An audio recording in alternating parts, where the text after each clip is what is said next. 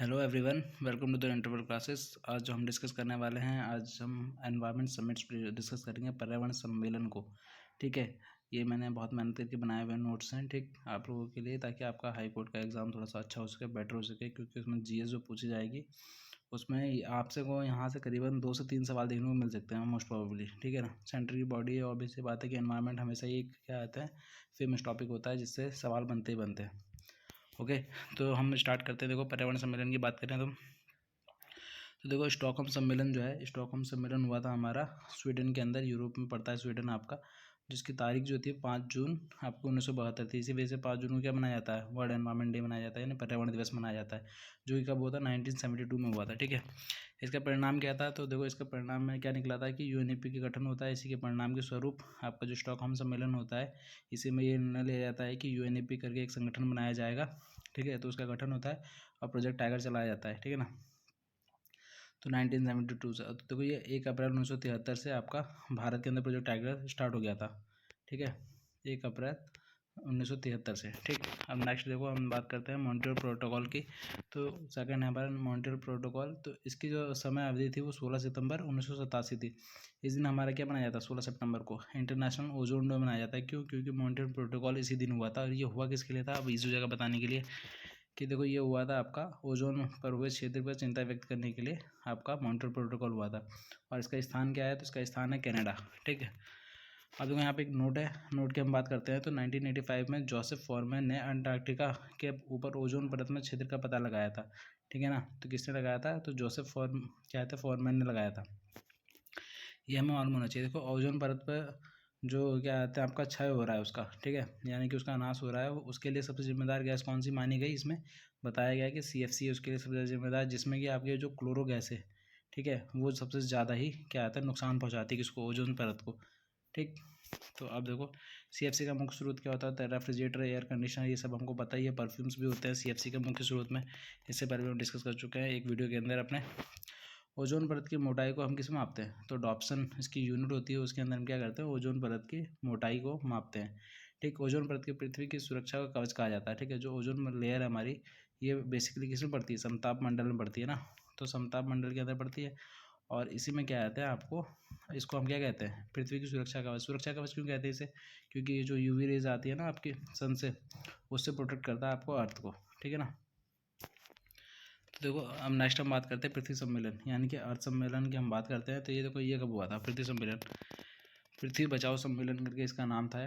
ठीक, समय था इसका 22 अप्रैल 1992। इसीलिए हम 22 अप्रैल को क्या मनाते हैं, पृथ्वी दिवस में, यानी कि अर्थ डे के रूप में हम मनाते हैं। किस दिन, तो 22 अप्रैल के दिन मनाते हैं। ठीक, इसका स्थान जो था वो रियो डे जेनेरियो था, जो कि ब्राज़ील के अंदर पड़ता है आपका। ठीक है ना, स्टॉकहोम सम्मेलन की 20वीं वर्षगांठ पर आयोजित किया गया था। जो स्टॉकहोम सम्मेलन हुआ था हमारा 1972 में हुआ था। ठीक है, और ये कब हो रहा है, 1992 में, यानी कि उसके डायरेक्ट 20 साल बाद क्या हो रहा है, ये आपका पृथ्वी सम्मेलन हुआ है। ठीक है ना, अब इसका कारण क्या था, तो कारण था कि पृथ्वी पर होने वाले जलवायु प्रदूषण यानी क्लाइमेट चेंज से रिलेटेड ये पहला सम्मेलन था, जो कि क्या कहते हैं आपका 1992 में हुआ था। ठीक, तो जलवायु परिवर्तन पर विचार करने के लिए किया गया था। इसके अंदर देखो आपका एजेंडा 21 की अगर हम बात करें, तो एजेंडा 21 क्या है, विकासशील देशों को ध्यान में रखकर लाया गया था ये। ठीक, तो जो विकासशील देश हैं ना, जो डेवलपिंग कंट्रीज है, उनको ध्यान में रखते हुए एजेंडा 21 लाया गया था। इसमें क्या कहा गया कि आपको ग्लोबल वार्मिंग और मंडलीय तापमान पर बात की गई, ओजोन संरक्षण पर बात की गई, ठीक है, जैव विविधता संरक्षण पर बात की गई, और जल संरक्षण पर बात की गई। इन टॉपिक के अंदर बात की गई एजेंडा 21 में। तो 1992 के पृथ्वी सम्मेलन के बाद UNFCCC का नामक एक संस्था जो अस्तित्व में आई। ठीक है, United Nations framework conservation of climate change. ठीक है, इसकी फुल फॉर्म है, आप लोग नोट कर लेना। देखो यहाँ पे मैंने फुल फॉर्म भी लिखी हुई है पहले से ही, United Nation Framework Convention on Climate Change करके। ठीक है, तो आप इसको देख लेंगे 1992 में, और कि इसकी स्थापना लागू कब होता है, ये 1994 में होता है। ठीक, स्थापना के समय इसमें सदस्य कितने हैं, UNFCCC में 165। मुख्यालय कहाँ पर इसका, तो बॉन जर्मनी के अंदर है। हाँ, अब देखो यहाँ बात करते हैं, UNFCCC द्वारा 1995 में जर्मनी के बॉन में प्रथम सम्मेलन करवाया गया, जिसे COP1 के नाम से जाना जाता है। कॉप का मतलब होता है कॉन्फ्रेंस ऑफ पार्टीज। ठीक, तो ये कब हुआ था, आपका 1995 में हुआ था। ठीक है, UNFCCC के द्वारा। और COP8 कब होता है हमारा, इसका आयोजन नई दिल्ली के अंदर हुआ था। ये पूछा जा सकता है कि नई दिल्ली में कब हुआ था, 2002 में हुआ था पहली बार COP का सम्मेलन। अब देखो यहाँ पे एक नोट और है कि जलवायु परिवर्तन पर विचार करने हेतु 1988 में एक संस्था IPCC और IPCC यानी कि inter governmental panel on Climate change अस्तित्व में आई थी। ठीक है, तो IPCC आई थी। इसका हेडक्वार्टर कहाँ पर अगर हम बात करें तो जेनेवा स्विट्जरलैंड के अंदर है। इसके अंदर सदस्य संख्या कितनी है? 195 सदस्य हैं इसके अंदर। ठीक है ना। और इसमें अगर हम बात करें तो IPCC को 2007 में नोबल शांति पुरस्कार भी दिया गया है। ठीक है, जिसके तत्कालीन अध्यक्ष कौन थे? RK पचौरी थे, जिन्हें पद्मश्री मिल चुका है, इंडिया के थे ये। ठीक है, नोबल मिला 2007 के अंदर IPCC को। अलगौर प्लस जो अच्छा देखो IPCC को भी मिला था उसी वक्त, और अलगौर को भी मिला था, जो कि क्या थे? USA के प्रेसिडेंट थे उस वक्त 2007 में। ठीक है ना। अब हम नेक्स्ट बात करें नेक्स्ट सम्मेलन की, तो क्योटो प्रोटोकॉल होता है हमारा। ठीक, जापान के अंदर होता है। क्योटो जो जगह है वो जापान के अंदर है। 1 से 11 दिसंबर 1997 में होता है। इसमें जो मेंबर कंट्रीज़ थी वो 55 थी, जिसमें 37 जो थी वो आपकी क्या थी? डेवलप्ड कंट्री थी। ठीक है, इसके जो रीज़न था इसे करवाने का क्योटो प्रोटोकॉल को, उसका रीज़न क्या था? क्लाइमेट चेंज था, जलवायु परिवर्तन के कारण होने वाला भूमंडलीय तापन। ठीक है, यानी ग्लोबल वार्मिंग। तो ग्लोबल वार्मिंग इसका मेन कारण थी। ग्लोबल वार्मिंग के लिए सर्वाधिक जिम्मेदार किसे माना गया? तो कार्बन डाइऑक्साइड को माना गया। तो ग्लोबल वार्मिंग में मैं पहले एक वीडियो बना चुका हूँ। ठीक है, अगर आपको समझना है ग्लोबल वार्मिंग काम कैसे करती है तो इस पर एक वीडियो मेरी पहले से ही है, तो आप लोग उसे भी देख सकते हैं। ज़्यादा बड़ी वीडियो नहीं है, छोटी सी वीडियो है, और उसमें मैंने अपने हैंड रिटन मतलब वैसे करके पढ़ाया हुआ है। ठीक है, पेन के थ्रू, तो आप लोग को उसमें और आसानी होगी समझने के लिए। देखो इसमें क्या बात की गई थी कि इस समझौते के तहत विकसित देशों से कहा गया है कि वायुमंडल में पड़ने वाले कार्बन के स्तर को घटाकर 1990 देखो 1990 के स्तर तक ले जाने की बात की गई थी, जिसके लिए 2012 तक की समय सीमा दी गई। ठीक है, कितना टाइम दिया गया था? 2012 तक की समय सीमा दी गई थी। हाँ, अब देखो ये जो आपका इसमें एक टर्मिनोलॉजी यूज़ होती है PPM करके, तो इसका फुल फॉर्म होती है पार्टिकल पर मिलियन।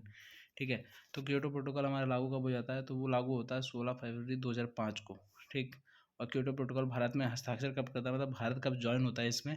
तो 2002 में होता है। और सर्वाधिक जिम्मेदार जो देश था ग्लोबल वार्मिंग के लिए वो कौन था? USA था। ये भी मैंने बताया हुआ है अपने ग्लोबल वार्मिंग वाले सब्जेक्ट में कि कैसे जो हमारी डेवलप कंट्री थी वो नुकसान पहुंचा रही थी अपने इंडस्ट्रियलाइजेशन की वजह से। 19वीं सदी में क्या करती हैं ये लोग? लगातार अंधाधुंध 19वीं और 18वीं सदी में यहाँ पे इंडस्ट्रियलाइजेशन होता है यूरोप वाली कंट्रीज़ में और अमेरिका जैसी जगहों में, और ये लोग क्या करते हैं? कार्बन डाइऑक्साइड का उत्सर्जन बहुत ही ज़्यादा करते हैं। और जब लोग भारत की बात आती है तो ये लोग कहते हैं हम पॉल्यूशन फैला रहे हैं। अरे भाई, तुमने पॉल्यूशन फैला लिया, अब तुमने पॉल्यूशन जितना करना था करके अब तुम टर्सरी सेक्टर पे आ गए, सेकेंडरी सेक्टर से। ठीक है, अब हमारी बारी है कि हम भी क्या कहते हैं इंडस्ट्री लगाएं और उसके बाद हम डेवलप हों। तब हमसे क्या कहा जाता है कि नहीं, हम लोग क्या करें कि कार्बन का उत्सर्जन ही ना करें। इसलिए डेवलपिंग कंट्रीज़ जो है वो अपना फ़ायदा देखती हैं और किसी का नहीं। ठीक है, तो देखो सर्वाधिक जिम्मेदार देश ये पहले ही बाहर हो गया था 2001 में ही, आपका जो USA था। ठीक, अब नेक्स्ट बात करते हैं हम जोहानिसबर्ग पृथ्वी सम्मेलन। ठीक, जोहानिसबर्ग में देखो जो पृथ्वी सम्मेलन होता है वो होता है आपका, जो पहला हुआ था वो 1992 में हुआ था। ठीक है ना, 22 अप्रैल के दिन। अब देखो दूसरा कब हो रहा है आपका? 2 अप्रैल 2002 को। ठीक है ना, पृथ्वी 2 सम्मेलन भी कहा जाता है इसे। पृथ्वी सम्मेलन की 10वीं वर्षगांठ थी ये। परिणाम क्या था? सतत विकास, टिकाऊ विकास, यानी कि जो सस्टेनेबल डेवलपमेंट गोल की बात आएगी ना वो यहीं से आती है। ठीक है, अब देखो इसका कॉन्फ्रेंस ऑफ पार्टी 26 जो होती है हमारी 2021 में हुई थी इंग्लैंड के अंदर, और कॉन्फ्रेंस ऑफ पार्टी 27 जो हुई थी हमारी 2022 में इजिप्ट के अंदर हुई थी। ठीक है ना। तो इतना हमें पता होना चाहिए था। इसके बाद वाली आप लोग खुद लेके आएंगे। COP28 कहाँ पे हुई थी? ब्रुसेल्स में हुई थी। और COP29 कहाँ हुई है ये भी आप मुझे बताओगे कमेंट करके। And thank you. देखो छोटी सी वीडियो है लेकिन ये काफ़ी इन्फॉर्मेटिव है, क्योंकि इससे लगातार सवाल पूछे जाते हैं। ज़्यादा से ज़्यादा इन एजेंसीज़ की फुल फॉर्म भी पूछी जाती है, इनकी स्थापना भी पूछी जाती है, इसमें क्या कहा गया था, ये सारी चीज़ें पूछी जाती हैं। तो बेस्ट ऑफ द लक। अभी देखो और भी मैं ऐसी कुछ वीडियोज़ डाल दूँगा, आप लोगों को बहुत हेल्पफुल होने वाली है। बट आप लोग फटाफट उसे फॉरवर्ड कीजिए, देखिए, और आपके काफ़ी काम में आएगी। Thank you.